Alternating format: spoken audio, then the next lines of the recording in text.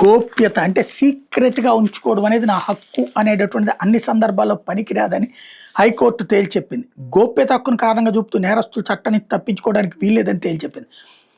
అసలు కథ ఏంటంటే విశాఖ జిల్లా పెందుర్తి మండలం సరిపల్లి గ్రామం సర్వే నెంబర్ 156/1, 157/11లో విశాఖ సీతమ్మధారకు చెందిన ఏలప్రోలు సీతారామాంజనేయులుకి 1.99 ఎకరాల భూమి ఉంది. ఓ వ్యక్తి సీతారామాంజనేయుల పేరుతో నకిలీ ఆధార్ సృష్టించి అసలైన వ్యక్తిని తానేనంటూ 2 వేర్వేరు విక్రయ దస్తావేజుల ద్వారా 2021లో చలమారెడ్డి ప్రవీణ్ కుమార్ అనే వ్యక్తికి ఆ భూమిని రిజిస్ట్రేషన్ చేశారు.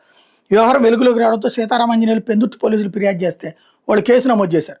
మరోవైపు రిజిస్ట్రేషన్ అధికారులు ఆ విక్రయ దస్తావేజును 2021 నవంబర్ 2న రద్దు చేశారు.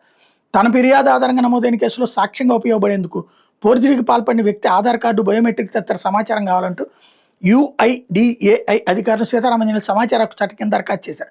సెక్షన్ 8(1)Jని కారణంగా చూపుతూ మూడో పక్షానికి సంబంధించిన వ్యక్తిగత సమాచారం బయటకు ఇవ్వలేమని పిటిషనర్ అభ్యర్థనను అధికారులు తిరస్కరించారు. మరోవైపు పోలీసులు సైతం నకిలీ ఆధార్ కార్డు సృష్టించిన వ్యక్తి బయోమెట్రిక్ వివరాల సేకరణకు చర్యలు తీసుకోవడంపై పిటిషనర్ హైకోర్టు సింగిల్ జడ్జి వద్ద వ్యాజ్యం వేశారు. ఆధార్ సమాచారాన్ని ఇప్పించేలా ఆదేశించాలని కోరారు. పిటిషన్ కొట్టేస్తూ 2020 డిసెంబర్ 22న తీర్పు వెలువరించింది.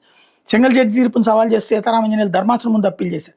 దీని మీద విచారణ జరిపిన ధర్మాసనం సాధారణంగా ఒకరి ఆధార్ వివరాలు మరొకరికి ఇవ్వడం వల్ల గోప్యత హక్కుకు భంగం కలుగుతుంది. ప్రస్తుత విషయంలో సీతారామాంజనేయులు పేరు మీద ఆధార్ కార్డును అధికారికంగా జారీ చేసిన మాట వాస్తవం. ఎవరో తనకు తెలియని వ్యక్తి తన పేరు మీద నకిలీ ఆధార్ సృష్టించి మోసానికి పాల్పడినట్టు ఆయన చెప్తున్నారు.